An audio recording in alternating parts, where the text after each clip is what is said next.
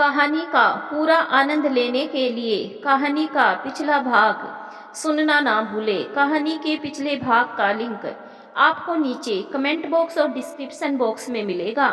तो चलिए आगे की कहानी शुरू करते हैं। जय श्री कृष्ण, जय श्री राधे, ओम नमः शिवाय, जय माता दी। मैं और साहस जुटा नहीं पाई और मेरे सवाल को मैं खुद तक ही रख गई। मैं पूछ ही नहीं पाई कि उनकी भी बेटी, पर कैसे। मैं अब कमली को पूरी तरह जानने के लिए उत्सुक थी और इसी कसमकस में मैं बस उसे ही देखे जा रही थी और मुझे इस तरह उसे देखते देख तब कमली उस बच्ची की तरफ देखते हुए जो अभी मेरी गोद में थी। जानती हो मानसी, इस बच्चे को देख, इसकी क्या गलती है बता। यह तो अभी ना समझ है, लेकिन तुम्हारे समाज के समझदारों ने ही इसे फेंक दिया। लेकिन अब इसे मैं पालूंगी, यह भी मेरे लिए ऊपर वाले की सौगात है। मैं भी इसकी तरह ही फेंकी गई थी कभी, बस फर्क इतना है कि यह बच्ची तुम जैसी साधारण है और मैं एक हिजड़ा हूँ। कमली को मैं समझने की कोशिश कर रही थी और उसी जिज्ञासावश में, क्यों, आपको कौन फेंक गया? मेरी माँ ने मुझे अपनी जिंदगी से फेंक दिया। उनकी कोई गलती तो नहीं है। यह तो मेरी किस्मत है कि मैं ऐसी हूँ जिसे समाज स्वीकार नहीं करना चाहता, और मेरी माँ भी उसी समाज का हिस्सा है, तो वो मुझे कैसे अपनाती। मैं कमली की बातों से सहमत हूँ। यह तो मैं भी जानती हूँ कि इन्हें समाज नहीं स्वीकार करता है और इस समाज का मैं भी हिस्सा हूँ। इसीलिए अपने समाज के हिसाब से ही मैं भी सोचती हूँ। यही कारण था कि मैं भी पहले कमली से बात करते हिचकिचाई थी। मैं अपने सवाल को और दबा नहीं पाई। फिर आप बचपन से ऐसे हो, कैसे पता चलता है कि इसके आगे कुछ कह नहीं पाई। नहीं, मैं बचपन से ऐसे नहीं हूँ। मैं भी तुम सबकी तरह साधारण थी। कभी सोचा नहीं था कि मेरी किस्मत ही मेरे साथ खेल खेल जाएगी। उस उम्र में मुझे यह सब पता भी नहीं था। ना समझ थी, बिल्कुल दूसरे बच्चों की तरह। लेकिन यह बोलती हुई कमली ने एक गहरी सांस ली। उसे गहरी सांस लेते देख ऐसा लगा शायद वो अपनी किस्मत को कोस रही थी। मैं कमली की बात सुन चुप थी और मैं इससे आगे भी जानना चाहती थी, लेकिन कुछ और पूछ भी नहीं पा रही थी। मैं कमली के बारे में सब कुछ जानना चाहती थी, लेकिन उससे कह नहीं सकी। कमली शायद मुझे समझ रही थी कि मेरे मन में क्या चल रहा है, और कमली अपनी नज़र हमारे आसपास बैठे यात्रियों को देख रही थी। जो महिला मेरे बगल में थी, उसका भी ध्यान अब कमली की तरफ ही केंद्रित था, और कमली मुझे देखते हुए, मैं लखनऊ शहर की हूँ। मेरे गोरे रंग और एक भाई के बाद एक सुंदर सी गुड़िया को देख मेरे माँ पिताजी की खुशी दुगुनी हो चुकी थी। पापा ने मेरा नाम कमली रखा, तब मैं तुम्हारे समाज का हिस्सा थी, इसीलिए सबकी आंखों का तारा भी थी। अपने घर की लाडली बेटी थी। धीरे धीरे मैं भी आम बच्चों की तरह स्कूल जाने लगी। साधारण लड़कियों की तरह गुड़ियों से खेलने लगी। मुझे पढ़ने में बहुत मजा आता था, और मेरे पापा अक्सर कहते थे कि उनके नाम को अगर कोई रोशन करेगा तो वो सिर्फ कमली ही करेगी। और पापा की यह बातें मुझे काफ़ी हौसला अफजाई करती कि मैं अपने पापा के सपनों को हकीकत में बदलूंगी। और मेरे पापा का सपना था कि वो आईएएस ऑफिसर बने, जो मैं कभी बन नहीं सकी। शायद मैं तुम्हारे जैसी होती तो उनके सपनों को ही पूरा करती, क्योंकि इस बिरादरी में आने के बाद मुझसे किताब छीन ली गई जिसे मैं बहुत प्यार करती थी। कमली की कहानी। लखनऊ शहर में जन्मी कमली को अपने माँ बाप और भाई से बहुत प्यार मिलता था। अपने घर की लाडली बेटी थी। कमली भी आम बच्चों की तरह स्कूल जाने लगी। साधारण लड़कियों की तरह गुड़ियों से खेलने लगी। कमली को पढ़ने का शौक था और उसके भाई बस शरारत करते रहते थे, जिसे देख उन्हें डांटते हुए कमली के पापा अक्सर कहते कि उनके नाम को अगर कोई रोशन करेगा तो वो सिर्फ कमली ही करेगी।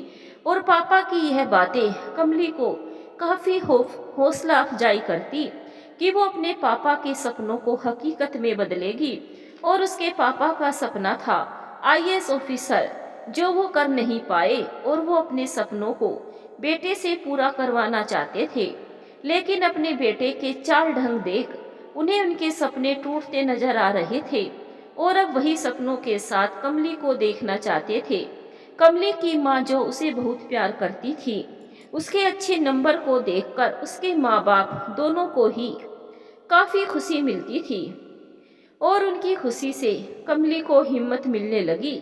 कमली की सुंदरता और पढ़ाई में अव्वल आने से स्कूल में सबकी चहेती बन चुकी थी। कमली अपने हम उम्र की लड़कियों के साथ खेलना, झरने के पानी के साथ एक दूसरे को छींटे मारकर मस्ती करना कमली को काफी पसंद था।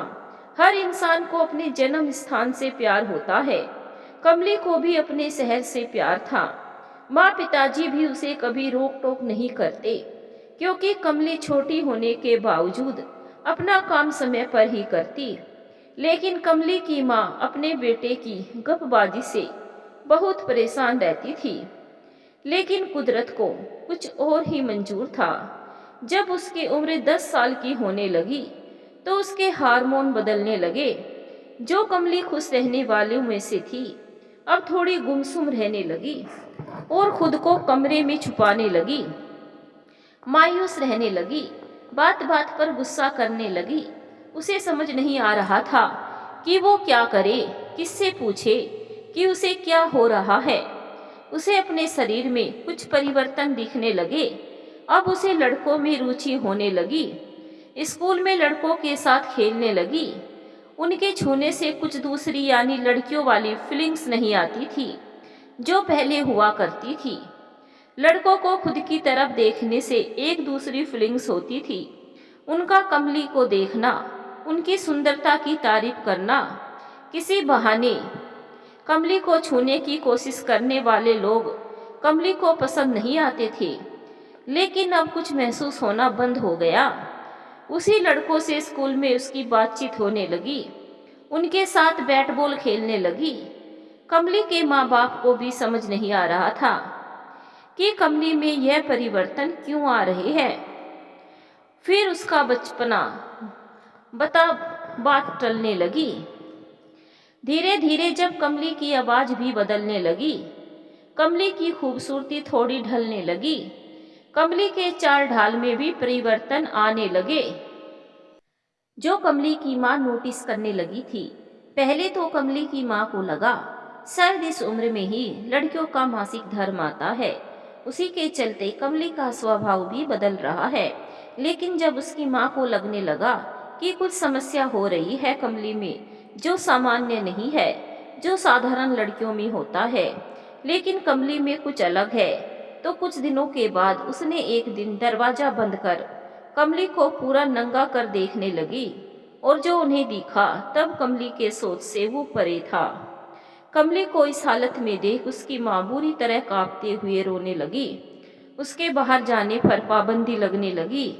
किसी बाहरी लोगों से उसकी मुलाकात बंद कर दी गई और वो अपने कमरे तक सीमित रहने लगी। उसका खाना भी उसके कमरे में आने लगा। कमली को समझ नहीं आ रहा था कि उसके साथ क्या हो रहा है। घर की लाडली बेटी अब उसके माँ बाप को चुभने लगी। उसके पिताजी भी अपने काम से ही बाहर जाते और काम हो जाने पर घर में ही रहने लगे। बाहर से मेल जोल कम होने लगे उनके, इसी डर से कि कहीं कोई कमली के बारे में ना पूछ ले कि कमली ने आजकल स्कूल आना क्यों बंद कर दिया। और एक दिन हुआ भी, यही महीने भर बीतने पर स्कूल की एक शिक्षिका जो कमली को बहुत प्यार करती थी, उसके घर जा पहुंची। उसकी माँ ने उस शिक्षिका को यह कहकर भेज दिया कि वो अपने मामा के घर गई है कुछ दिनों के लिए। आखिर कितने दिन, कितने लोगों से उसकी माँ सबसे झूठ बोलती। उसकी माँ पिताजी को कुछ सूझ नहीं रहा था कि वो क्या करे, ऐसे कब तक उसे घर में बंद कर रखे। कमली को समझ नहीं आ रहा था कि आखिर उसके साथ ऐसा क्या हुआ जो सब उससे ऐसा व्यवहार कर रहे हैं।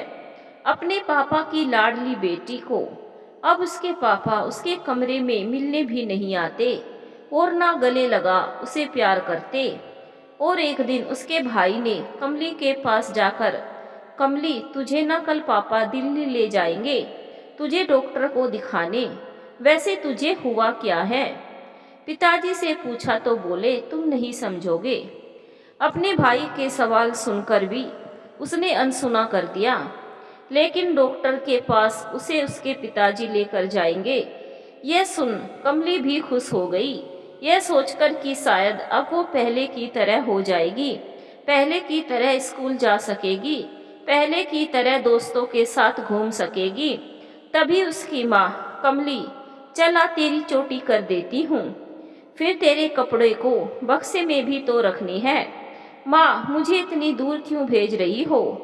यहाँ भी तो है डॉक्टर, यहीं दिखा दो ना मुझे। मैं उतनी दूर नहीं जाना चाहती हूँ, तू भी जाएगी मेरे साथ क्या? इतनी पटर पटर मत कर, जो कर रही हूँ तेरी भलाई के लिए ही है। दिल्ली में बड़े बड़े डॉक्टर है, वहाँ तेरी चिकित्सा अच्छी तरह से हो जाएगी। कुछ सोचकर ही यह फैसला लिया है हमने। कमली अपनी माँ को इस तरह बोलते देख, माँ मैं पहले की तरह हो जाऊंगी क्या? मैं पहले की तरह स्कूल जा पाऊंगी क्या? मैं फिर से अपने दोस्तों के साथ खेलना चाहती हूँ माँ। कितने दिन हो गए हैं मुझे बाहर घूमे माँ। माँ जाने से पहले अपने दोस्तों से मिलाऊं। माँ बोलना कुछ, माँ बोलना, मैं ठीक हो पाऊंगी क्या? माँ मुझे ऐसे क्या हुआ है? एक साथ कमली के इतने सवालों से तंग आकर उसकी माँ गुस्से से, क्या मामा लगा रखा है? अपनी माँ को इस तरह गुस्से में चिल्लाते देख कमली, माँ क्या हुआ, तुम गुस्सा क्यों कर रही हो? बहुत दिन हो गए माँ, कोई भी मुझसे बात नहीं करता। पिताजी भी आजकल मेरे पास नहीं आते, मुझे प्यार से अपने पास बुलाते तक नहीं। माँ बोलना मुझे क्या हुआ है? क्या बीमारी हुई है मुझे? अपनी फूल सी गुड़िया के इतने सवाल सुन उसकी माँ की आंख भर आई।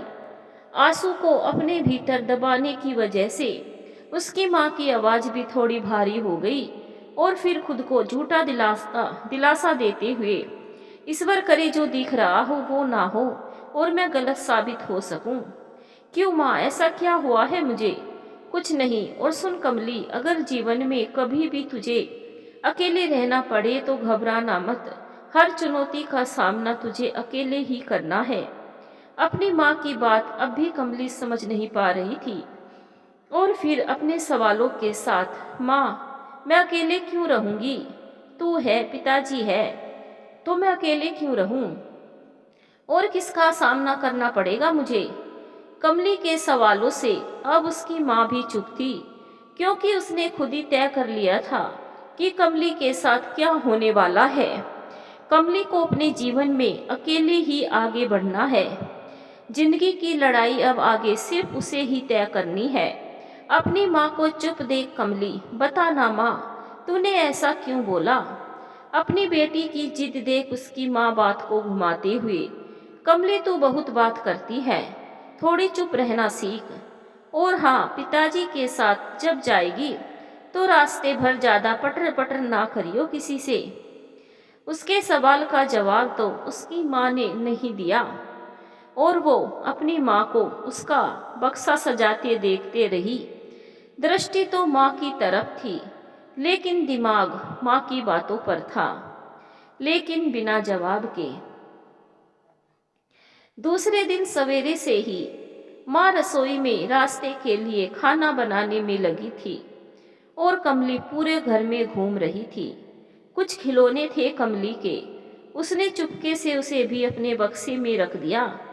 कुछ दिनों से ही कमली अपने पिताजी से दूर रहने लगी थी। जो पिताजी कमली में अपने सपनों को साकार होते देखना चाहते थे, अब वही पिताजी उससे बात नहीं करते, कमली से आंख तक नहीं मिलाते। अगर कभी आंख मिल भी गई तो ऐसे नजर चुराते जैसे किसी अपराधी से दूर भाग रहे हैं। कमली समझ ही नहीं पाती थी कि उसे क्या हुआ है और अपने पिताजी को रसोई की तरफ जाते देख उसके पीछे चली गई। कमली की माँ ने शायद ऐसा कुछ कहा था जिसे शायद कमली के पिताजी को पसंद नहीं आया और फिर रसोई से उसके पिताजी मैं अपनी फूल सी बच्ची के साथ ऐसे कैसे कर सकता हूँ? ये क्या हो गया है तुम्हें कमली की माँ? बाप हूँ मैं उसका। कमली की माँ फिर से अपनी बात को दोहराते हुए, यह हमारे हाथ में नहीं है। अगर डॉक्टर ने उसे किन्नर बता दिया तो तुम उसे वहीं दिल्ली में छोड़ आना। हमारे पास तो और कोई रास्ता भी तो नहीं है। उसके पिताजी कुछ बोलते उसके पहले ही उसकी माँ, एक स्वस्थ बच्चा जन्मा था मैंने, लेकिन फूटी किस्मत देखो हमारी फूल सी बच्ची को उसकी किस्मत ने क्या बना दिया। उसके इस बदलाव से उसे हम अपने पास नहीं रख सकते। मैं जानती हूँ कि एक माँ होकर मैंने इतनी बड़ी बात कही, लेकिन हमारे समाज से वो अलग है। उसे उसकी समाज में छोड़ आना। मैं यहाँ बता दूंगी कि वो दिल्ली जैसे बड़े शहर में कहीं खो गई है। उसके पिताजी बस अपना उदास चेहरा लिए, लेकिन कमली की माँ, वो अकेले कैसे रह पाएगी? छोटी सी बच्ची है वो। अब अपने पति की बात से गुस्सा होते हुए, तो क्या करूं? उसे अपने पास रखूं? उसकी वजह से मेरे बेटे को कितनी बात सुननी पड़ेगी। जानते हो कुछ, अभी तक यहाँ के आसपास रहने वालों को यह पता नहीं है। कल को अगर उन्हें पता चल गया ना तो सब थूकेंगे हम पर। तब अच्छा लगेगा क्या? कमली यह तो समझ रही थी कि रसोई के भीतर जो बातें चल रही है वो उसी के लिए है। वो पूरी बात तो नहीं समझ पाई कि उसके माँ पिताजी किस समाज की बात कर रही है। यह किन्नर क्या होता है? कुछ जो समझी वो इतना ही कि अब इस घर में उसकी कोई जरूरत नहीं है। आधी अधूरी बातों का जाल लिए रात के अंधेरे में उसे उसके पिताजी के साथ भेज दिया गया। उसकी माँ उसे गले ऐसे लगकर रो रही थी कि आज जैसे उसकी विदाई हो। लेकिन कमली का दिमाग अपनी माँ की बातें सुन कुछ और ही खिचड़ी पका रहा था। वो समझ चुकी थी कि इस घर में अब उसकी कोई वापसी नहीं है। यह शहर उससे छूटने वाला है। पूरे रास्ते उसके पिताजी ने एक भी बात नहीं कही। लखनऊ जंक्शन पर थी वो अब और दिल्ली जाने की ट्रेन की घोषणा हो चुकी थी। अपने पिताजी की नज़र बचा वो उनसे अलग हो गई। दिल्ली ट्रेन में अकेले सफ़र के लिए, अपनी जिंदगी के सफ़र में अकेले चलने के लिए उसके पिताजी ने कमली को बहुत खोजा और अंत में गाड़ी निकल पड़ी कमली को लिए एक नई सफ़र और एक नई मंजिल की ओर। और उसके पिताजी अकेले ही स्टेशन पर खड़े रह गए। रेल के बाथरूम के बाहर दरवाजे के एक कोने में बैठी कमली रोती रही। उसका शहर उससे छूट रहा था। अपनी किस गलती की वजह से उसने ये रास्ता चुना? अभी भी वो इससे अनजान थी। दिल में अगर था तो बस एक कड़वाहट जो उसने अपनी माँ को कहते सुना था।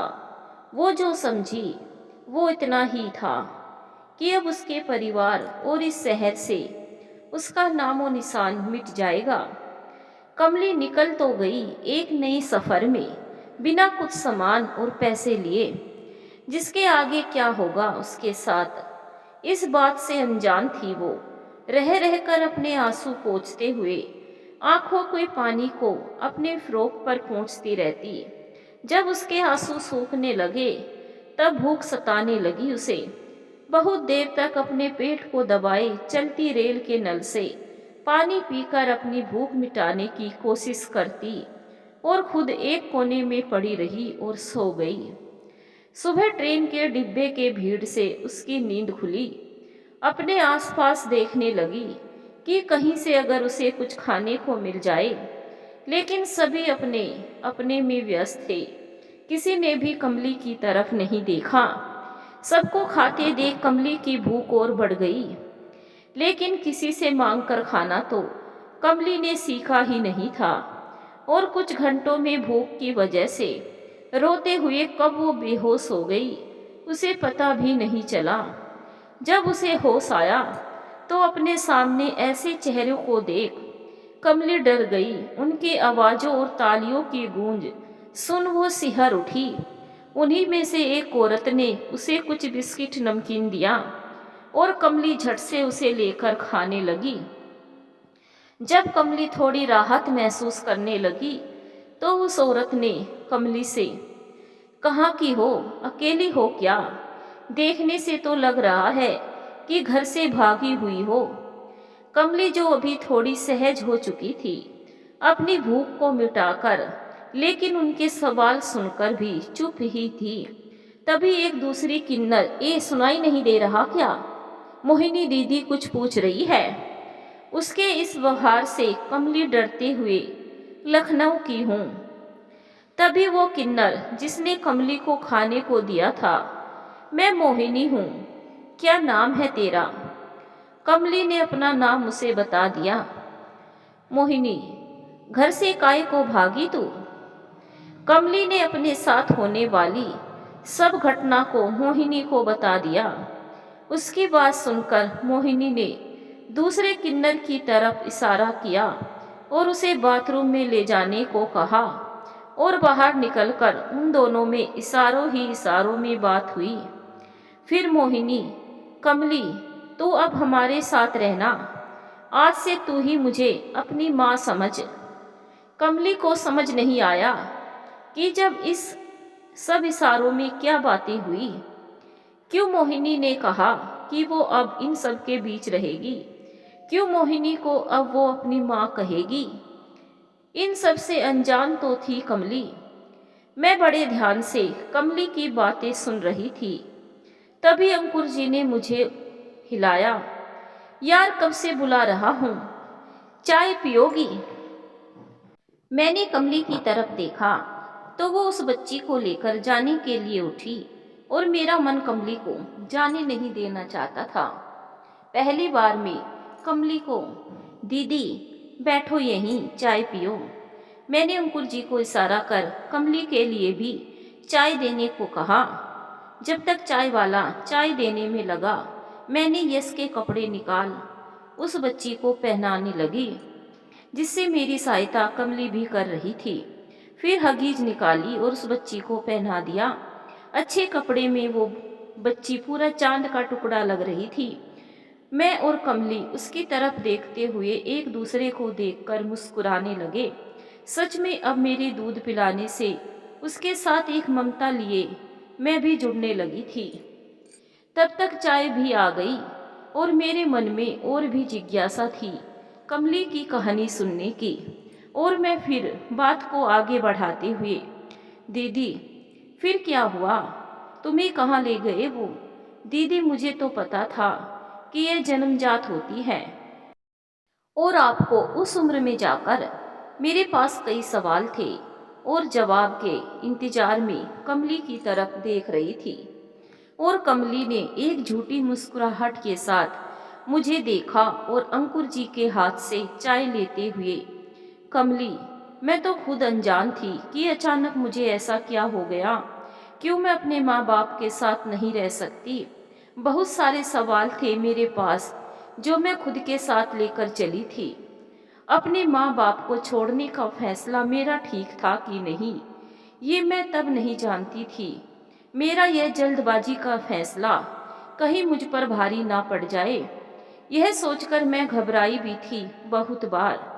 लेकिन एक माँ के मुख से यह सुनने के बाद कि उस घर में उसकी मौजूदगी से ज़्यादा समाज के नियम कानून अहमियत रखते हैं और मेरे कारण मेरे भाई बहन और मेरे माँ बाप को समाज की बातें सुननी पड़ेगी, तो उस नादानी पर जो मैं सोच समझ पाई, मैं वो कर गई।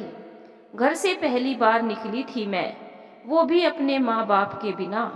अजीब इत्तेफाक हुआ था मेरे साथ मानसी। मैं जब छोटी थी तो अक्सर माँ को बोलती थी कि माँ, मुझे लोटस टेम्पल देखना है, क्योंकि मेरी बचपन की एक सहेली ने दिल्ली के बारे में बताया था। वो अपनी फैमिली के साथ घूम कर आई थी, तो बस दिल्ली की ही बातें सुनने को मिलती थी मुझे। वहाँ की बातें मुझे बहुत अच्छा लगता था। जब भी वो दिल्ली शहर की तामझाम का जिक्र किया करती थी, बचपन से दिल्ली देखने का सपना भी मैं देखने लगी थी। उस उम्र में किन्नर सबसे अनजान थी मैं। एक इंसान और किन्नर में क्या फर्क होता है, तब ये समझने की शक्ति नहीं थी मुझे। लेकिन धीरे धीरे इस शहर से सब समझने लगी। दिल्ली चली गई मैं मोहिनी के साथ। मुझे पता नहीं था कि आगे मेरे साथ क्या होने वाला है, मेरी तकदीर में क्या है। कमली का हाथ पकड़ मोहिनी कमली को अपने ठिकाने ले जा रही थी और कमली भी बेझिझक उसके साथ चली जा रही थी। मोहिनी के व्यवहार से अब अगर उसे किसी पर यकीन था तो वो मोहिनी पर था, क्योंकि उसे पूरे सफर में मोहिनी का स्नेह देख उसे अपनापन नजर आया था, जो वो औरों में नहीं देख पाई। दूसरे सब किन्नर मोहिनी की बातें मान रहे थे और वो मोहिनी के पास खुद को महफूज समझ रही थी। दिल्ली में कमली का पहला कदम। ट्रेन से उतरकर भी उसके साथ आए किन्नर ताली बजाते हुए सबके सामने हाथ फैला रहे थे और मोहिनी के आंचल को पकड़े कमली दिल्ली को देख रही थी। बड़े बड़े रास्तों में गाड़ियों का तेज रफ्तारों से आना जाना, इतनी गाड़ियों को एक साथ देख उसकी आंखें चौंधिया गई। लोगों की इतनी भीड़ कमली ने कभी नहीं देखी थी। जब टैक्सी में मोहिनी ने उसे बिठाया तो वो अपने सिर को बाहर एक एक कर चीज ध्यान से देख रही थी। तभी कुछ देर बाद उसका लोटस टेम्पल को देखना और जोर से चिल्लाना, माँ देखो लोटस टेम्पल। यह बोलते हुए जब वो पीछे मुड़ी तो सामने मोहिनी और उसके साथियों को पाया। उसका उदास चेहरा देख मोहिनी अनुमान लगा चुकी थी कि शायद कमली कुछ देर के लिए यह भूल गई थी कि वो किसके साथ है और अपनी माँ को भी लोटस टेम्पल दिखाना चाहती थी। अब वो भी दिल्ली देख रही थी। लोटस टेम्पल भी उसके आंखों के सामने था, लेकिन अब वो अपनी दिल्ली घूमने की दास्तां बयां करने लगी, या यह कहे कि उसे सुनने के लिए अब उसका कोई अपना नहीं था, न परिवार और न बचपन की सहेली। यह दिमाग में आते ही कमली थोड़ी मायूस हो फिर से बाहर देखने लगी, लेकिन अब उसका जोश कुछ कम हो रहा था। वर्तमान की स्थिति का सोच कि अब उसके साथ क्या होने वाला है, इस बात पर अब उसका ध्यान चला गया। एक बार मोहिनी की तरफ देखती तो कभी टैक्सी के बाहर उसने वहां से इंडिया गेट भी देखा।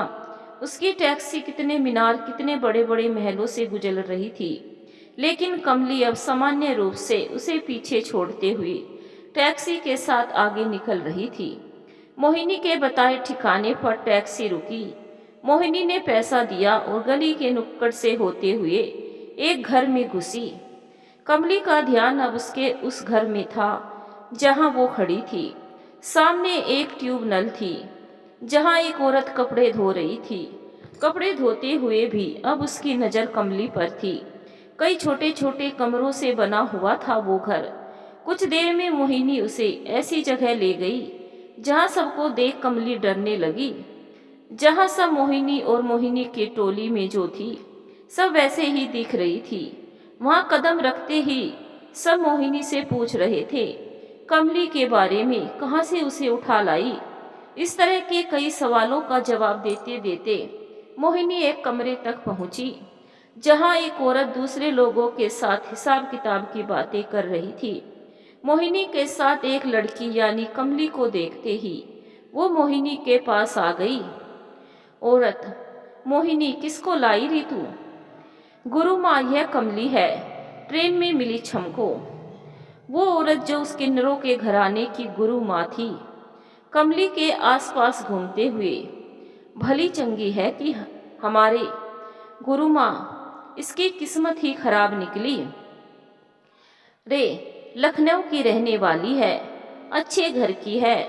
और वहाँ यमुना ने उस गुरु माँ को कमली के बारे में वो सब बताया जो रास्ते में कमली ने मोहिनी को बताया था। गुरु माँ ने उसके आसपास खड़े औरतों को इशारा कर कमली को ले जाने को कहा। कमली रोने लगी तो मोहिनी ने ही उसे समझाया कि ये हमारी बिरादरी है और ये हमारा घराना, तो डर मत। यहाँ यह हमारी गुरु माँ है और हम सब उनके नियमों के अनुसार ही चलते हैं। यहाँ रहने वाले उनके नियमों का उल्लंघन नहीं कर सकते।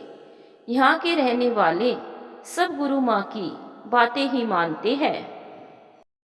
बस मोहिनी का हाथ पकड़ वो सब करते रही जो गुरु माँ करवा रही थी, मतलब कमली का शुद्धिकरण। वहाँ उनके नियमों के हिसाब से उसका शुद्धिकरण पूजा करवाया गया। वो डरी सहमी सब करती गई जो वो करवा रहे थे। बस साथ था तो मोहिनी का। उन्होंने कमली का एक नया नाम रखने को चाहा, जिसे वो स्वीकार नहीं की, और रोकर जिद दिखाकर उसने उसी नाम पर कायम रही, क्योंकि अपने माँ पिताजी की बस यादें इसी नाम से जुड़ी थी। कुछ दिनों तक तो वो चुपचाप रहने लगी, क्योंकि शुरू से ही कमली थोड़े शांत वातावरण में रही थी और यहाँ इतनों के साथ रहना उसके लिए मुश्किल था, क्योंकि यहाँ उसे काफ़ी शोरों का सामना करना पड़ता था। कमली का मन वहाँ नहीं लग रहा था। कमली की बातचीत भी सबसे नहीं होती थी। सब आते तो थे उसके पास बात करने के लिए, लेकिन उसकी चुप्पी देख अब कोई उससे बात नहीं करता सिवाय मोहिनी के। मोहिनी जानती थी कि एक परिवेश से आकर दूसरे परिवेश में समझौता करना किसी के लिए भी मुश्किल होता है, और कमली के लिए भी मुश्किल है, क्योंकि कमली ने अपना 10 साल उस जीवन में जिया है जहाँ हर कुछ संभव होता है। उस जीवन को जीने के बाद कमली का इस जीवन को अपनाना थोड़ी नहीं बहुत मुश्किल है, क्योंकि यहाँ अब उसकी पहचान साधारण व्यक्तित्व वाला नहीं होगा। अब वो भी उन सब की तरह अधूरी थी, और अधूरे तन को कोई नहीं अपनाना चाहता। उस समुदाय के लोग खुद घर में रहने वाले अधूरेपन को नहीं अपनाते, तो हमारे जैसी किन्नरों को कैसे अपनाएंगे। उस दुनिया से यहाँ का पहनावा, रहन सहन सब एक दूसरे से भिन्न है। लेकिन मोहिनी अभी कमली को ये सब बातें समझाना नहीं चाहती थी, और वो उस पल का इंतजार करने को तैयार थी जब कमली पूरी तरह बात समझ सके। वहाँ रहने वाले दूसरे किन्नरों को मोहिनी की यह बातें समझ नहीं आती थी कि मोहिनी कमली को उसके साथ बाहर क्यों नहीं भेजती। उसका गुजारा कौन करेगा। मोहिनी ने ही उसके खाने पीने का जिम्मा अपने सिर लिया। वो कमली का बहुत ध्यान रखती। एक माँ बेटी का रिश्ता बनने लगा था दोनों में। कमली की रुचि को देखते हुए मोहिनी उसे कुछ किताब खरीद कर देती, क्योंकि उनसे ही कमली बोलती थी अपने दिल की बात। वहाँ सबके बीच रहने के बावजूद कमली सबसे अलग ही रहने लगी थी। सब उसे अपने साथ बाहर ले जाना चाहते थे, रोजी रोटी कमाने के लिए, लेकिन मोहिनी का साया था कमली पर, और वहाँ की गुरु माँ की बहुत करीब थी मोहिनी। मोहिनी नहीं चाहती थी कि कमली इस छोटी सी उम्र में उन लोगों के साथ बाहर जाए, और कमली उनके घराना में ही मोहिनी की लाई गई किताबों को पढ़ते हुए बड़ी होने लगी। कमली जो इतने सालों तक वहाँ रहते हुए सबके तौर तरीकों को देख समझने लगी थी, अब तो सबसे घुल मिल भी गई थी, सबको पहचानने लगी थी। काफी हद तक उसका डर खत्म हो चुका था। समाज के कायदे कानून से वाकिफ हो रही थी। दोनों बिरादरी में फर्क को समझ रही थी। कितने किन्नर वहाँ लड़के भी थे जो लड़कियों की तरह ही पोशाक पहनते थे। उनका तन लड़का था, लेकिन मन लड़कियों की भांति थी। उनकी बोलचाल, उठना बैठना सब लड़कियों की तरह ही था। यहाँ किसी का किसी से कोई खून का रिश्ता नहीं था, लेकिन फिर भी सब एक दूसरे की भावना को समझते थे। यहाँ कौन किस जाति का है यह तय नहीं किया जाता, बस उसके समुदाय का हिस्सा बनने के बाद दिल के रिश्तों से जुड़ने लगते हैं सब। सबके भीतर कुछ ना कुछ गुण जरूर होते हैं। यहाँ भी कितने किन्नर ऐसे थे जिसमें प्रतिभा की कमी नहीं थी। कोई सिलाई कढ़ाई काफी सुंदर तरीके से करती थी, तो कोई वहाँ के कपड़े का डिजाइन करती थी, लेकिन सब इस घराने के भीतर तक ही सीमित थे, क्योंकि सामाजिक सोच और उनके बनाए नियमों के मुताबिक उनके लिए समाज में कोई जगह नहीं थी। उनकी प्रतिभा इस चार दीवारी तक ही सीमित हो गए थे। जैसे कमली के सपने यहाँ दम तोड़ने लगे थे। कमली यह सोचते हुए कभी कभी बंद कमरे में ही अपनी आंखों के पानी को पोंछ लिया करती थी। वो जानती थी कि अब वो किताब से जुड़कर भी कुछ हासिल नहीं कर सकती। उसके कुछ बनने का रास्ता अब बंद हो चुका था, लेकिन इन सब के बावजूद कुछ करने का जज्बा अब भी था उसमें। कुछ साल बीतने पर एक दिन वहाँ की गुरु माँ, जिसने कमली का शुद्धिकरण किया था, कमली देख, जब तक तेरी उम्र कच्ची थी हमने तुझसे कुछ नहीं करवाया, लेकिन आज से तुझे इन सब के साथ जाना पड़ेगा। चौराहे पर और सांस जुटाकर पूछ बैठी कमली, क्या करना होगा मुझे? गुरु माँ, अब सबके साथ तुझे भी चौराहे पर सबसे भीख मांगना पड़ेगा। कमली जोर से चिल्लाते हुए, क्या? गुरु माँ फिर से कमली को समझाते हुए, हाँ कमली, इतने साल तुम्हें कभी नहीं बोला कि काम पर जाओ, क्योंकि मोहिनी ने तेरा खर्चा अपने सिर लिया था। लेकिन अब तू भी देख रही है कि उसकी तबीयत ठीक नहीं रहती। महीने के आधे दिन घर में रहती है तो आधे दिन काम पर जाती है। रोज की कमाई से यहाँ का गुजारा चलता है। यह तो तुम अब तक समझ ही गई होगी, इसीलिए बोल रही हूँ कमली की अब तुम्हें भी दूसरों के साथ बाहर कमाई के लिए जाना पड़ेगा। कमली गुरु माँ की बात सुनकर भी, कमाई कर सकती हूँ गुरु माँ, लेकिन मैं भीख नहीं मांग सकती।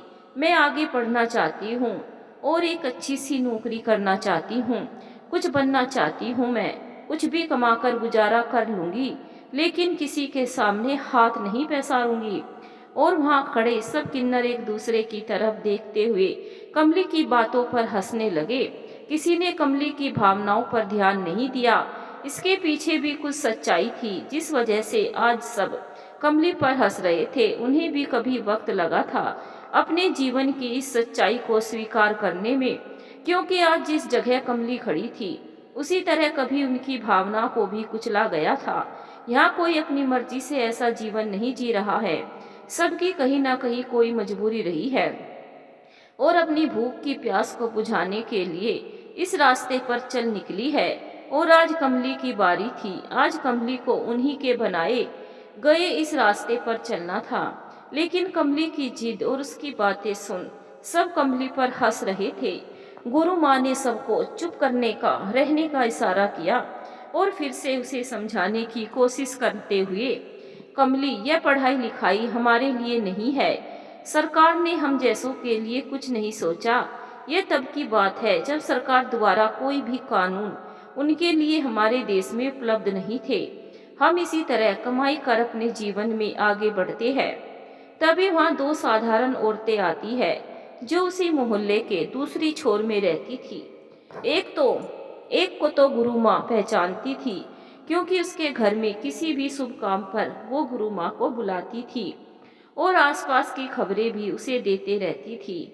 उसे देखकर गुरु माँ, आज क्या खबर लाई हो, किसके घर जन्मा है बच्चा?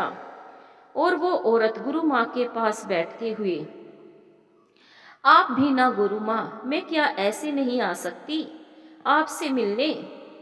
और गुरु माँ एक नज़र उस पर डालकर फिर से अपने सुपारी काटते हुए, मेरी आंखें धोखा नहीं खा सकती, अब बता भी दे क्या बात है? और वो औरत गुरु माँ के कान के नज़दीक जाकर, गुरु माँ, यह मेरी दूर की रिश्तेदार है, इनका इनके पति से नहीं बनती और इसने सुना है कि आप लोगों को सुहाग की सामग्री देने से बिगड़ती बात भी बन जाती है। यह कुछ मायूस है गुरु माँ और अपनी गृहस्थी बचाना चाहती है, इसीलिए यह सुहाग की चीजें दान करना चाहती है। मुझे जब बताया तो मैं यहाँ ले आई आपके सम्मुख। और गुरु माँ उस औरत पर एक नज़र ऊपर से नीचे देखते हुए, ठीक है, रख दे वहाँ। तब गुरु माँ के बगल में बैठी उस औरत ने फिर से, गुरु माँ, वो अपने हाथों से तुम्हें देना चाहती है, जरा उनके हाथों से ही ले लो। उसे भी थोड़ी तसल्ली मिल जाएगी। और गुरु माँ उसकी बातें सुन दूसरी औरत को अपने पास बुला लेती है और वो औरत भी एक उम्मीद सजाए अपने हाथों से गुरु माँ को अपने साथ लाई सुहाग की चीजें उन्हें सौंप देती है और गुरु माँ उसके सर पर हाथ फेरते हुए सदा सुहागन का आशीर्वाद देती है। गुरु माँ के आशीर्वाद से दोनों औरत के चेहरे पर खुशी की किरण साफ झलक रही थी और अपनी गृहस्थी का सुखमय जीवन का वरदान पाकर दोनों वहां से चली गई। कमली वहीं बैठे ये सब देख रही थी और कमली की तरफ देखते हुए गुरु माँ, देख रही हो कमली, हमारा यही काम है। इनका विश्वास है कि यह हमें सुहागन की चीजें देकर इनकी समस्या समाप्त हो जाती है और हम सब बिन बिहाए ही इस सुहाग की सामग्री को अपनाकर इसे पहनते हैं। कमली इन्हीं की दी हुई पैसों से, इन्हीं के दिए हुए पैसों से हमारा गुजारा चलता है। हमारी ताली और ठुमकों से ही हमारा पेट भरता है। तू क्या समझती है कि हम सबको ऐसा करना अच्छा लगता है? हमें भी खराब लगता है कमली, क्योंकि हमारे इस अधूरे शरीर में दिल और दिमाग भी है जो दूसरे लिंगों की तरह के ही होते हैं। कमली, वो जहाँ से सांस लेते हैं हम सब भी वहीं से सांस लेते हैं। उन्हें भी भूख लगती है, हमें भी लगती है, बस उनके पास संपूर्ण शरीर है जो हमारे पास नहीं है। इसी अधूरेपन की वजह से हम अपने पारिवारिक सुखों से वंचित रह जाते हैं। हमारी शरीर की प्यास बुझाने वाला कोई नहीं है, क्योंकि यह सुख हम किसी को ना तो दे सकते हैं और ना ही हमें यह सुख की प्राप्ति हो सकती है।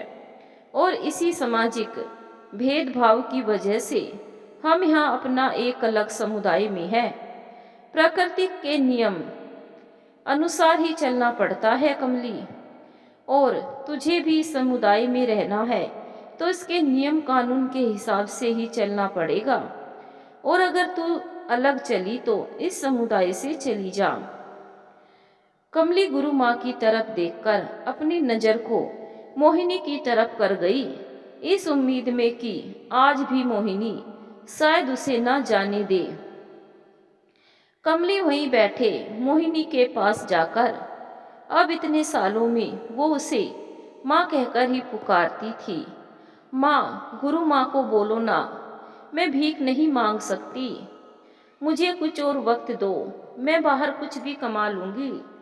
माँ, और तू चिंता मत कर माँ, मैं तुझे कभी नहीं छोड़ूंगी।